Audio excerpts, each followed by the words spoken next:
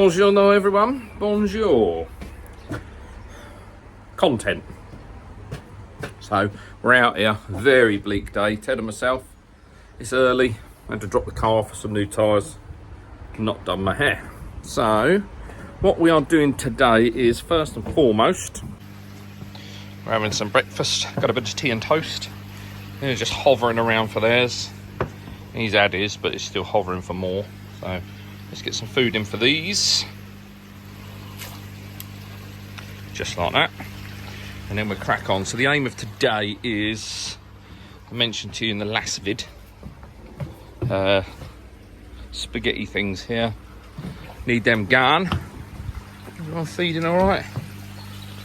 Oh, they're happy. They're happy. So we've had a couple of days of sun here while we're at work. Now we've got the bank holiday for Mr. Charles.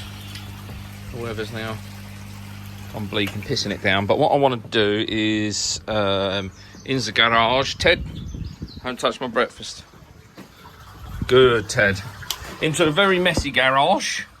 So we've got insulation things, MDPE things. And what I want to do is create... Hello there, Ted. What I want to create is a... exciting things coming in the near future. I need to provide... Hello there, pigeon.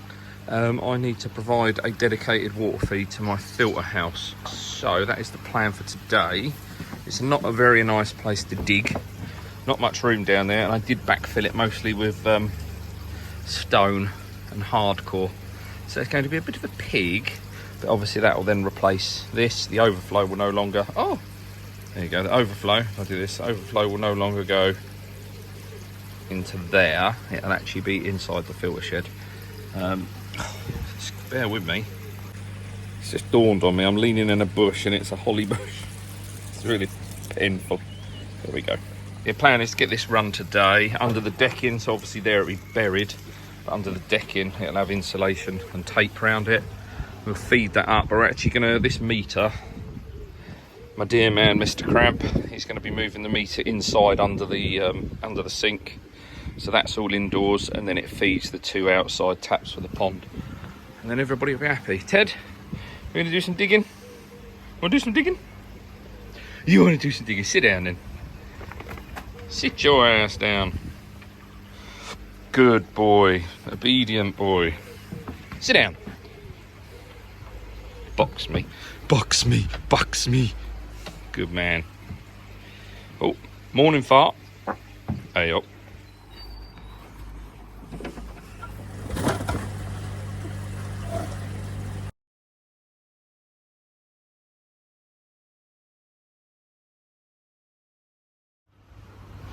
Apologies, I forgot to film anything. So we've moved on slightly. So we're up here, just seeing where we've got a core drill through. Get the water pipe through. Down here, I've started trenching. I've not gone too deep. At the moment, I'm about 30 centimetres. You can't really see it very well. But my plan is to lift this up slightly. It's actually lower than the rest of the pond because everything else got built up. You can actually see it just... If you look on the corner of this building, you can see it slopes away by probably 100 mil. My plan is to completely block this in so it almost becomes a room, if you like. So I want to build that up anyway. So time it's got its cover. It's going to be semi-indoors. I'm not too fussed about ambient temperatures of the pipe, and I am going to lag it before we put it in anyway. So now I just need to feed it up and under, get it taped up there, so we ain't got to worry about that. And then I'll bring my loose end, my reel, probably up this end. I'll probably oversize it way too much up this end so the pump's got something to work with when he connects. And then this end I'll just keep my reel. But yeah, coming along. I'm wet and knackered. So, update. So what we're having to do is I'm having to open up a series. I don't think you can see it from this one. It's just behind my little saw there.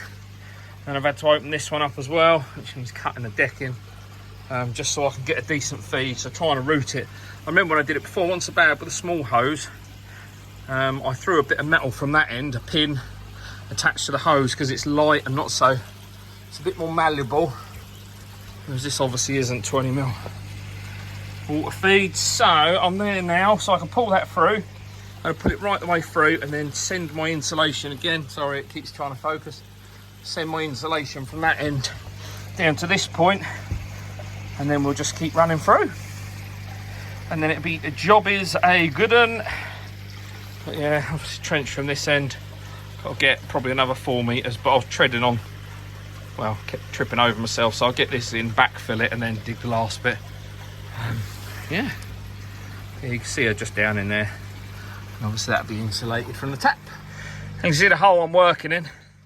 But look, hallelujah, hallelujah. Fucking thing.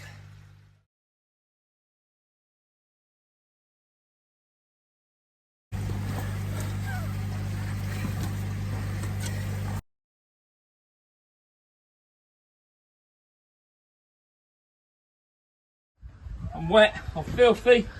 So we're doing now, we've got the feed through, cut off enough excess to get into the house, so just running some lag in some pipe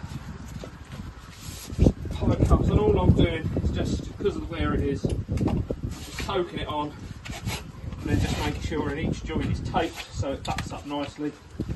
So it stays nice and cosy and warm. Sorry all, jumped ahead again, it's a bit of a bomb site.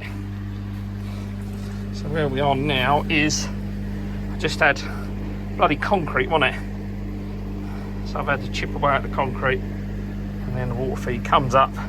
I'm not sure what to do yet. I don't know if to put a 90 on it or put a straight on it, just to make sure there's no issues with the electrics. So we're steaming up a bit here.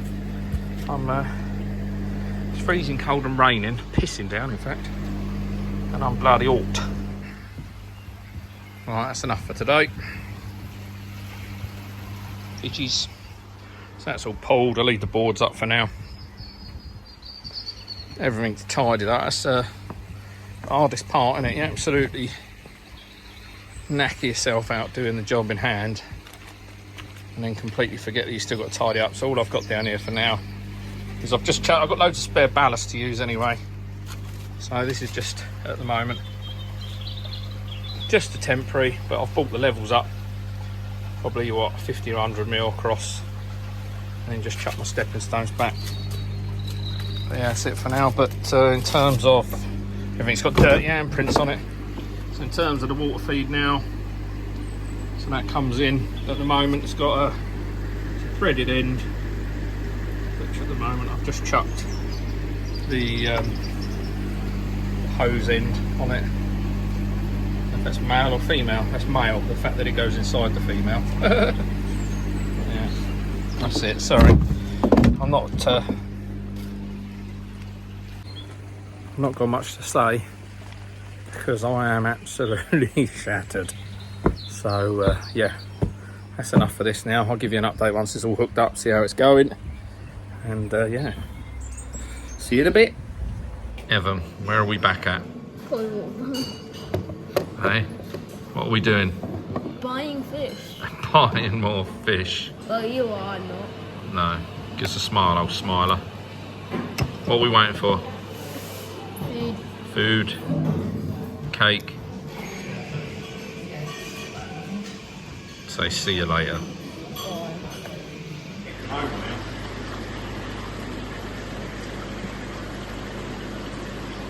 We're in the Omosaku Shiro tank, up a koi water barn. Just trying to find ourselves a nice Shiro. Come on, have a look. Shiro everywhere.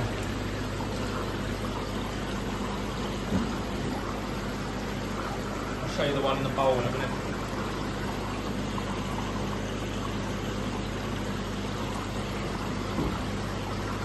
Here they come.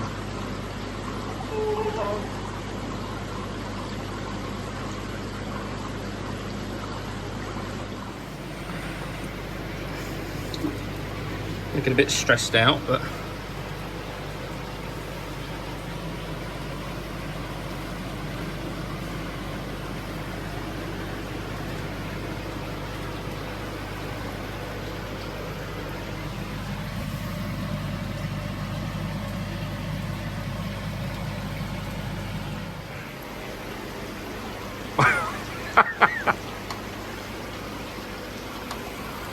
position it better. Right, get up on this step. I can't even see.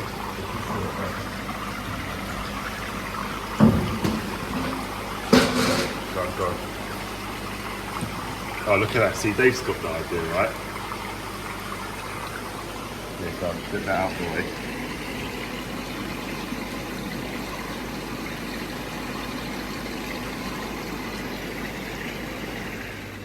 Right, we're back. And we've ended up coming back with 2. So we went for 1 Shiro and we've come back with 2. And the reason for that is, I'll explain. Let's get them in the bucket and then I'll go through it. So the reason for 2 is me being an amateur. Oh, that's annoying. He split his fin. That weren't bloody like that. Yeah, so the reason for doing the 2 is that obviously being a novice, a Shiro, I mean, look at these are Omosaku. But that's what I expect a Shiro to look like. But obviously they do say with the Omosaku is that they don't really start to develop the sumi from around 3 years on. So what we've done is I've chosen one, and you can see, so it's a blacky grey, but this one caught Amir's eye. If you just look at the sumi on this, it is literally like ink. I don't know if I can get it's going to be difficult. They are really feisty as well, so I don't know if that's going to show up on the. Let's get them over this side. There we go. You look at, come on, play ball. I don't know if you can see that sumi now. I'm making a very good job of this, guys. So there you go. Look at it. Whereas if you look at the one that I would have chose, it's a very grey sumi, and then obviously you can see under the skin that there's all that sumi still to come through. So yes, I took the 2, and it'd be interesting to see how they develop separately. Obviously this is more of a developed colour, whereas this still has a lot of developing to do, and what you should really be looking for in a younger quality Shiro. So I'm going to get them in the water. I'm really pissed off of that split his fin. Like I say, it weren't like that in the shop. That's getting them home. But yeah, a bit of pink there as well. They're both looking a bit stressed out. But yeah, as always, water goes in the bowl, fish go in the pond. As much as I know they are, well, they come straight from quarantine. They've been in there for some time now. A matter of months rather than weeks, which is good. But yeah, you can see the sumi that's going to come through and develop.